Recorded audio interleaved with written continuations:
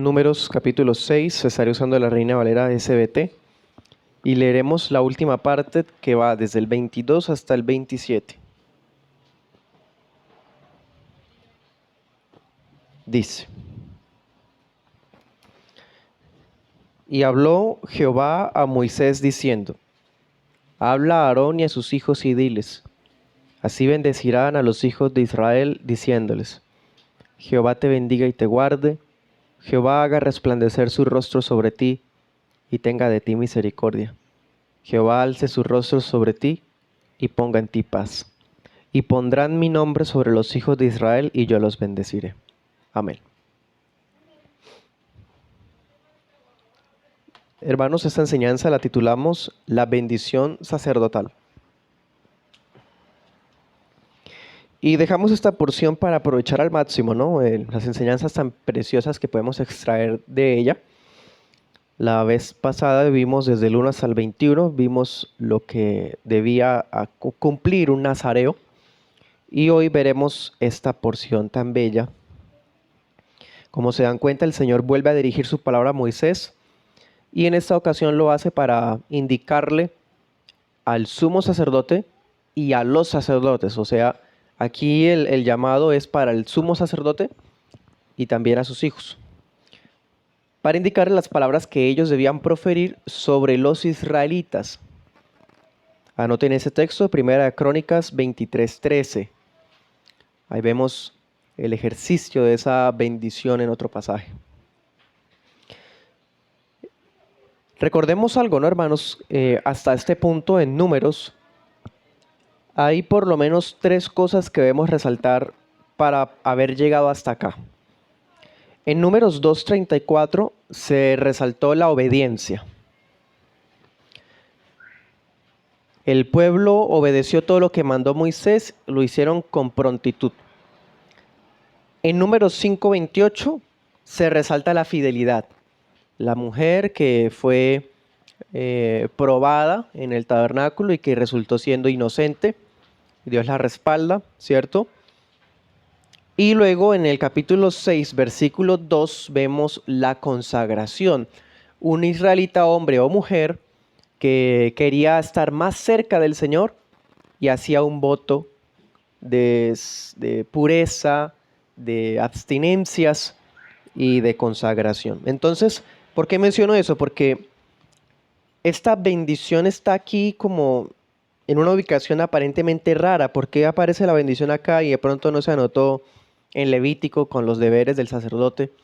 ¿O por qué acá al lado del Nazareo? Bueno, hermano, es muy significativo. Porque el contexto de obediencia, de fidelidad, de consagración, luego viene la bendición. Entonces esto está mostrándonos una estructura bien elaborada para llegar aquí. A que esta bendición iba a ser dirigida a los israelitas, sí, pero que fueran obedientes, fieles y consagrados. Bueno, estaremos viendo esa enseñanza en 2 puntos. El primer punto, su estructura y significado. Y el segundo punto será su aplicación para hoy. ¿Listos? Primer punto, su estructura y significado. Estas palabras sacerdotales eran dichas probablemente cuando terminaba el servicio del día y el sacerdote decía unas palabras pensando en todo el pueblo. ¿Sí? ¿Algún comentarista opina eso? Este texto que leímos hoy, el de Números 6, 22 al 27, es uno de los pasajes más bellos y reconocidos del libro de Números.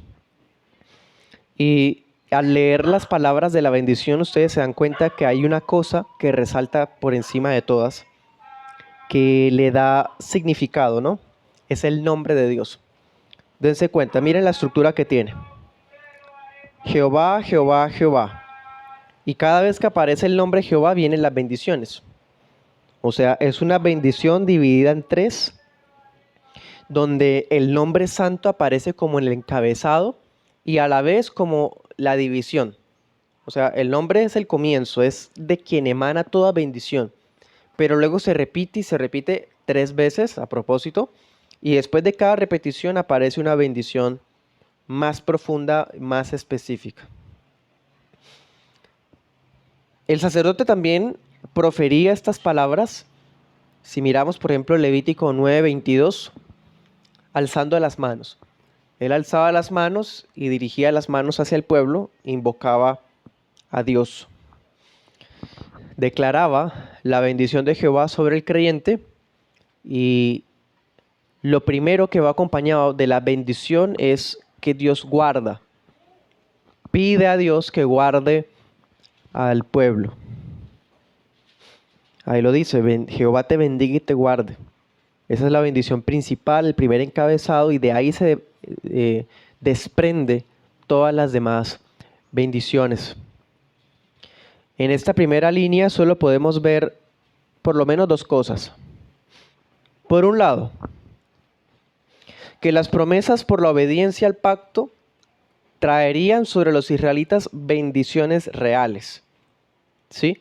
Ya que ellos han sido obedientes, fieles y consagrados al Señor, entonces Dios los iba a bendecir. Y ya sabemos que las bendiciones de Dios incluyen muchas cosas. Deuteronomio 28:3, que ya lo estudiamos, ¿se acuerdan de las bendiciones que aparecen? Que serás bendecido al entrar, al salir, en tus ovejitas, en tus trabajos, tus graneros, ¿sí? Todo eso son las bendiciones de Dios. Entonces, cuando está diciendo Jehová te bendiga, está invocándole todas las promesas cuando el pueblo obedeciera al pacto, ¿sí? Algo así como que se hagan realidad todas las promesas de Dios en tu vida. Y lo otro que notamos, sí, el pueblo va a ser bendecido porque ha sido obediente al pacto, pero por otro lado, Dios es el que se compromete a bendecir. Recordemos, el pacto contiene tanta gracia que Dios de su infinito amor y de su gracia libre decide bendecir al pueblo. Le da como recompensas por acatar lo que Él ordena. Por su pacto, Dios se compromete a bendecir a los que lo amen, a los que le teman, a los que le obedezcan. Entonces, Dios lo va a bendecir porque Él se comprometió a eso. Ya que esta persona que viene al tabernáculo ha sido obediente, fiel y consagrado, Dios va a cumplir lo que Él se comprometió en el pacto. Porque el pacto tenía condiciones bilaterales, en el sentido de que el pueblo debía obedecer y Dios se comprometía a bendecir. Eso podemos decirlo de la primera línea, en la estructura de la bendición. Ahora miremos el versículo 25, la segunda línea, dice: Jehová haga resplandecer su rostro sobre ti y tenga de ti misericordia. En esta parte, la bendición sacerdotal vuelve y pronuncia el nombre santo y se acompaña con un antropomorfismo poético. Antropomorfismo porque está diciendo que Dios tiene rostro. Y sabemos que Dios es espíritu, Dios no tiene facciones o miembros o partes del cuerpo. Entonces antropomorfismo es porque se le da a Dios como una descripción corporal, ¿sí? Y poético porque uno alza el rostro y nuestros rostros no brillan, ¿sí? Es una manera poética de señalar algo, que Dios alce su rostro, ¿sí? Como dibujándonos en nuestras imaginaciones, que de repente Dios alza su mirada y nos mira, ¿sí? Eso es muy poético de la cultura hebrea. Resplandecer el rostro era un hebraísmo y significaba que Dios miraba con favor a una persona, al punto de iluminarla con su presencia. Y de esto hay, hermanos, bastante que decirles. Es más, ya que estamos estudiándola, leamos todas las referencias que encontré. Salmo 89:15 es el texto paralelo. Salmo 89:15.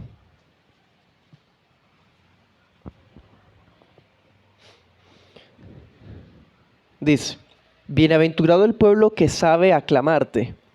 Andarán, oh Jehová, a la luz de tu rostro. ¿Sí?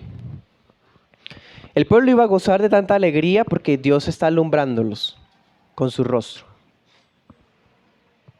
Esa expresión aparece muchas veces, hermano. En la Dios habla hoy dice, Dios te mire con agrado. En la Peshita dice, Dios te dé vida. Además, otro detalle que no podemos ignorar es que ellos se encuentran debajo de la nube, que en la noche es una nube de fuego que brilla. Entonces, que Dios resplandezca su rostro es un recordatorio de que Él es el que está ahí mirándolos, los está alumbrando en la noche. ¿Sí? Y esa nube que les está alumbrando el camino, también les está brindando seguridad. Imagínense estar en una noche fría y sola, pero resulta que hay una nube de fuego arriba. Hermano, no solamente está brindando calor. Cualquier enemigo que quisiera asomarse tan siquiera ve una nube de fuego cubriendo a los israelitas. Nada que hacer. ¿Sí? Entonces esta expresión también recuerda esto, seguridad. Y si queremos profundizar aún más en lo que significa, miremos otros textos, porque la expresión aparece en varias partes de las Escrituras y pues mirando cada una desciframos mejor el significado. Salmo 4, miremos el de Salmo 4 primero.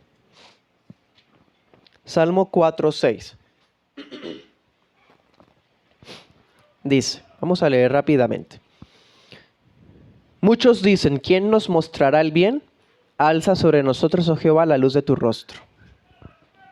O sea, las palabras significaban o se usaban como una petición de vindicación pública, como diciendo, Señor, hasta ese momento todo ha salido mal y hemos sido derrotados, pero si tú alzas tu rostro sobre nosotros, entonces estaremos tranquilos de que tú nos defenderás. Miremos 31:16.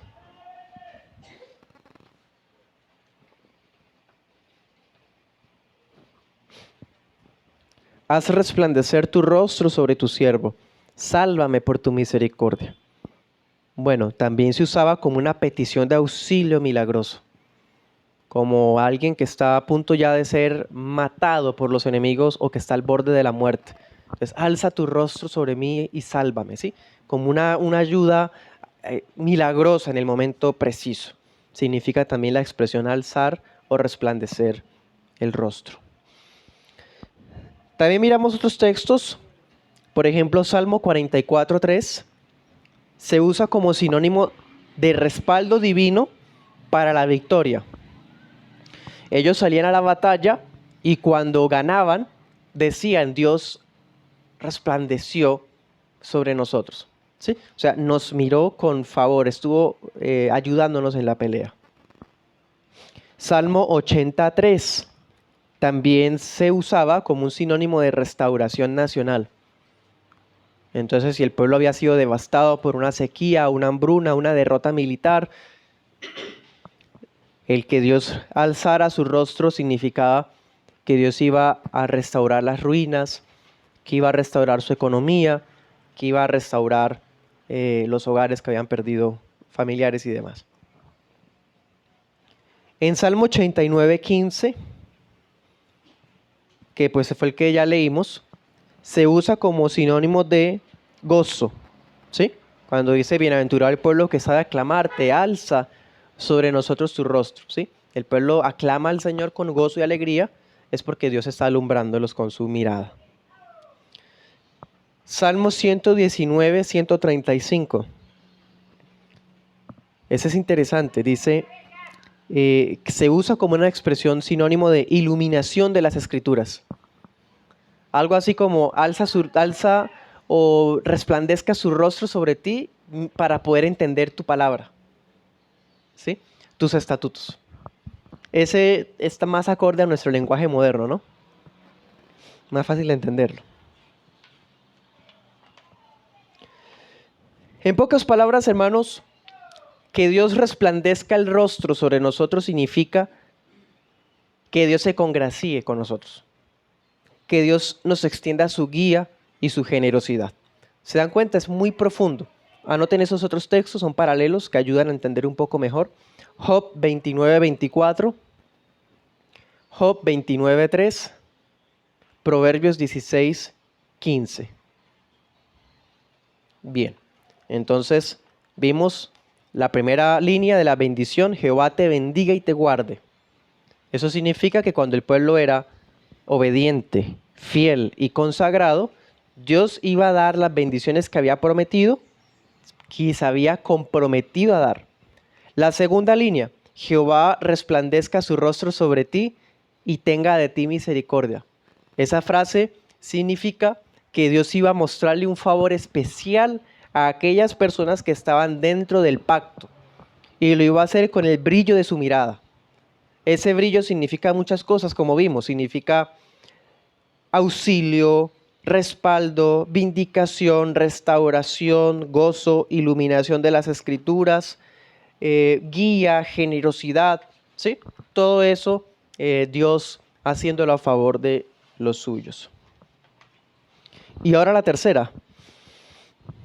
Jehová alce, versículo 26, Números 6:26. Jehová alce sobre ti su rostro y ponga en ti paz. Qué lindo, ¿no? Cómo termina. Esta tercera y última línea vuelve a mencionar el nombre de Dios. Vuelve a mencionar el rostro de Dios. Pero esta vez lo relaciona con la paz.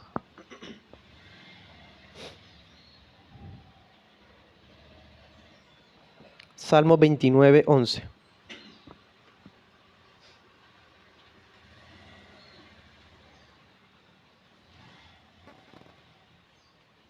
Salmo 29:11 dice: Jehová dará fortaleza a su pueblo, Jehová bendecirá a su pueblo con paz. Dice la palabra de Dios para todos: te mire con amor y te haga vivir en paz. De esta forma, la paz era el clímax de las bendiciones de Dios. Es la palabra shalom, que es quizás la más famosa. Bueno, esa palabra es muy profunda. No simplemente es que haya paz de que no haya guerras, o paz de que me siento tranquilo. Es muchas cosas. Por ejemplo, dice un comentarista, es como si el sacerdote estuviera diciendo que Dios te imponga la prosperidad. ¿Sí? Prosperidad es como la palabra más cercana al significado bíblico de paz. Y obviamente incluye tranquilidad, seguridad y muchas cosas más que ya vimos en las bendiciones del pacto de Deuteronomio 28. Versículo 27, volvamos al texto, número 6. Dice: y pondrán mi nombre sobre los hijos de Israel y yo los bendeciré.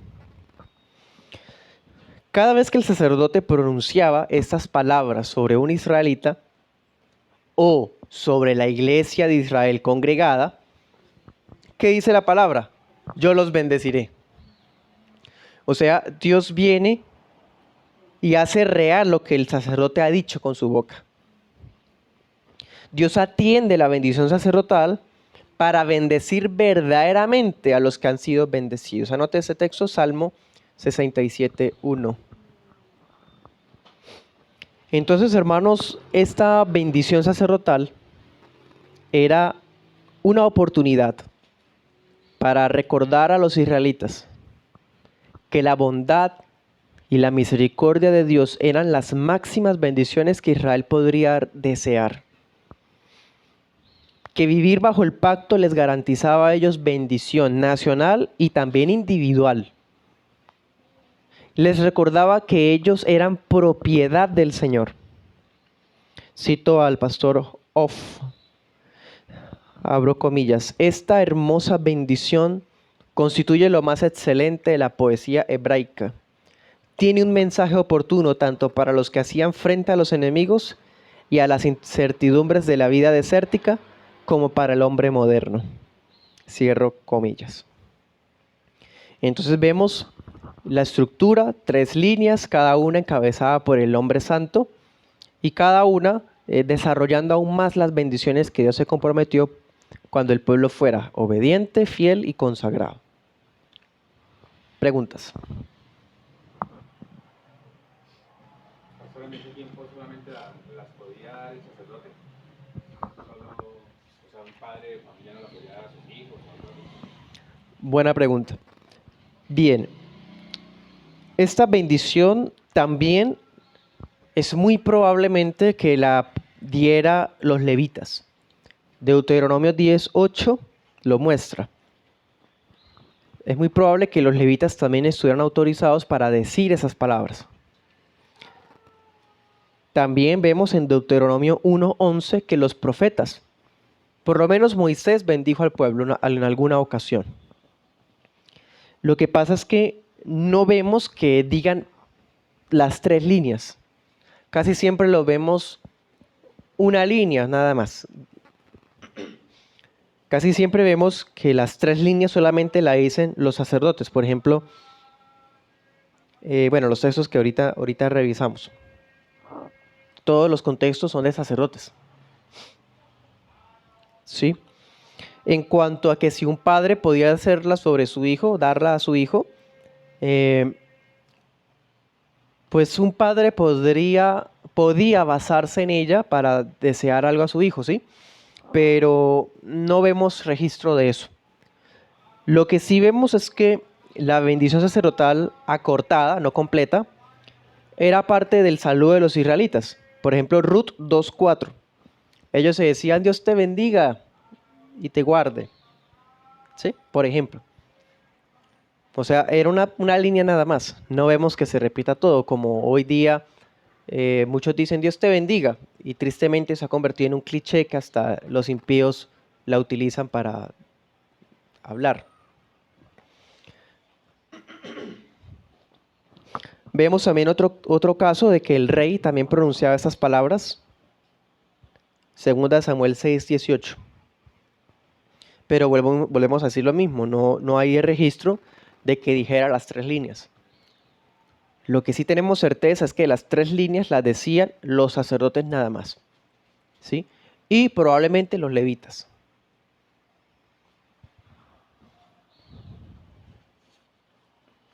¿Algo más?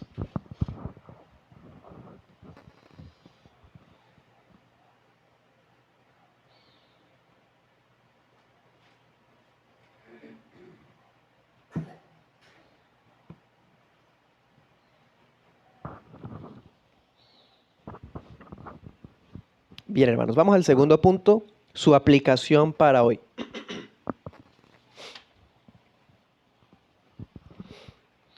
Como vemos, este pasaje es una bendición inspirada. Textualmente Dios dice lo que debe contener una bendición.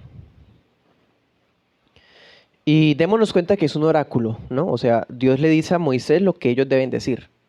Dios mismo hablando. También vemos que este oráculo hace parte de los deberes del sacerdote. Así como el sacerdote debía quemar el incienso en la mañana o hacer el sacrificio vespertino, entre sus deberes también estaba esto, decir bendiciones sobre el pueblo.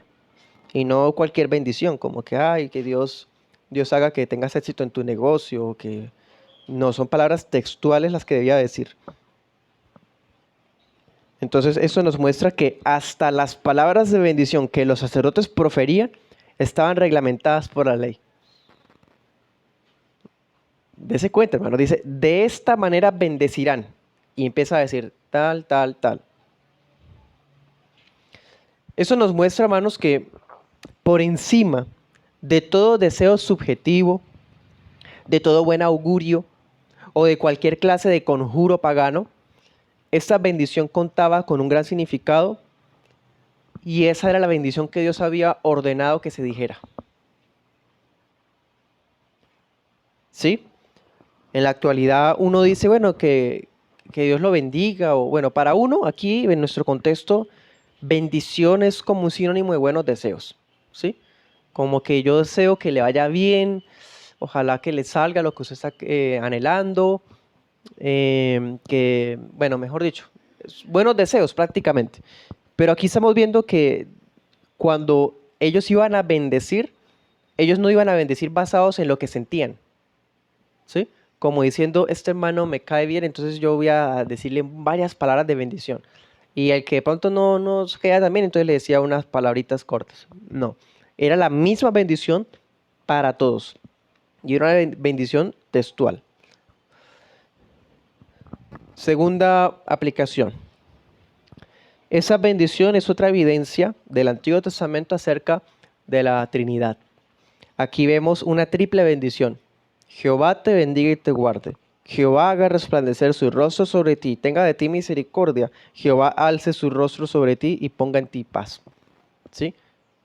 La bendición sacerdotal es una bendición netamente trinitaria. El nombre santo no solamente fue el encabezado de la bendición, sino que también dividió cada parte de la bendición. O sea, nos está mostrando lo que se llama en teología la teonomía divina, algo que ya hemos visto muchas veces. Lo que le corresponde a cada persona de la Santísima Trinidad. El Padre nos bendice y nos guarda. El Hijo resplandeció su rostro sobre nosotros y tuvo de nosotros misericordia. Y el Espíritu Santo alzó su rostro sobre nosotros y puso en nosotros paz. ¿Sí? Ahí están las funciones de cada una de las personas en la bendición sacerdotal. El Padre, fuente de toda buena dádiva, es el que bendice y el que guarda a su pueblo. El Hijo es el resplandor de la gloria de Dios, la máxima expresión de la misericordia, de la gracia de Dios por nosotros. Y el Espíritu Santo es el mayor de los dones celestiales que garantiza nuestra comunión con Cristo y nuestra paz con el Padre. ¿Sí?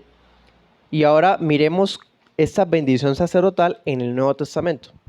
Segunda de Corintios 13, 14.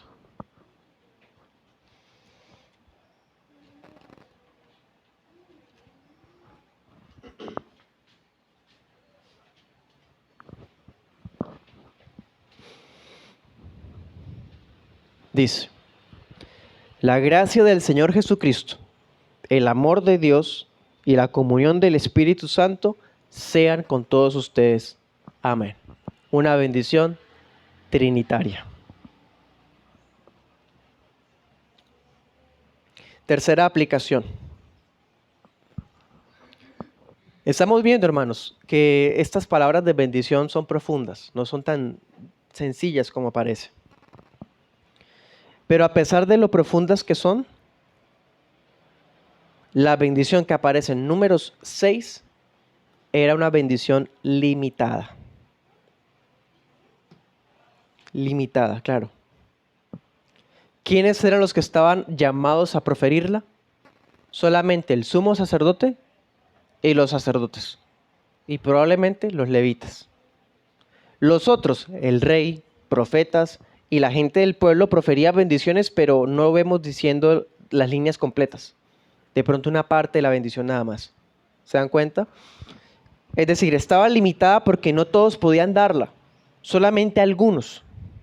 Es verdad, sí, o sea, la gracia de Dios permitió que su nombre fuera invocado sobre los miembros de la iglesia de Israel. O sea, miren eso, Dios dice, bendigan a los demás, bendigan al pueblo con mi nombre. Eso es mucha gracia. Dios está dando su nombre para proferir bendiciones sobre su pueblo. Pero a pesar de todo, esa bendición era excluyente. Primero, porque solamente podía darla al sacerdote.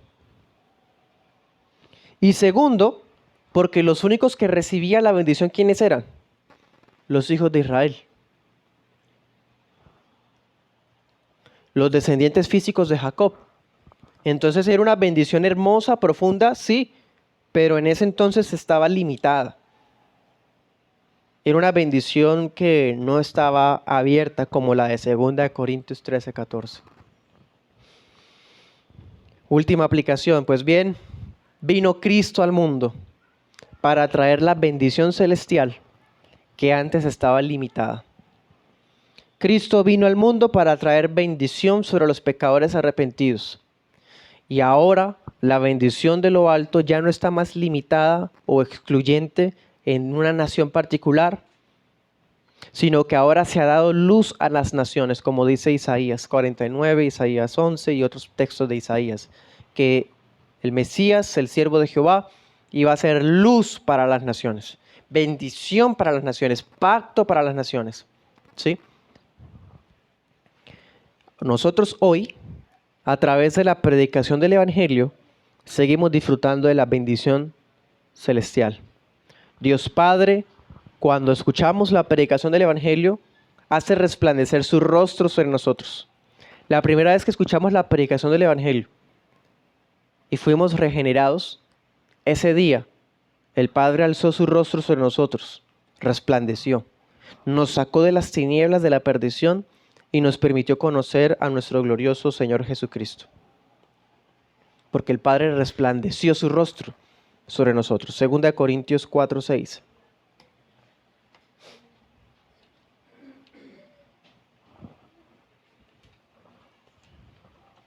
Dice, Dios, que mandó que de las tinieblas resplandeciera la luz, es el que resplandeció en nuestros corazones para iluminación del conocimiento de la gloria de Dios en la faz de Jesucristo. Cristo es la luz y la máxima expresión de la luz del rostro de Dios es Cristo. Y a Cristo solo lo pudimos conocer a través de la predicación del Evangelio. La predicación del Evangelio es el cumplimiento, la apertura de la bendición sacerdotal a todas las naciones. Tanto es así que en los días de hoy, las iglesias locales confesionales acostumbramos a despedir nuestros cultos con una bendición. Gracia y paz. O diría el apóstol Pablo en 1 Timoteo 1:2, gracia, misericordia y paz. ¿Sí? Y así se acaban nuestros cultos dando bendición sobre los hermanos. Y no porque el pastor haga veces de sacerdote, sino para recordar la bendición que nuestro sumo sacerdote único nos ha dado ya a través del Evangelio. Amén. Oremos.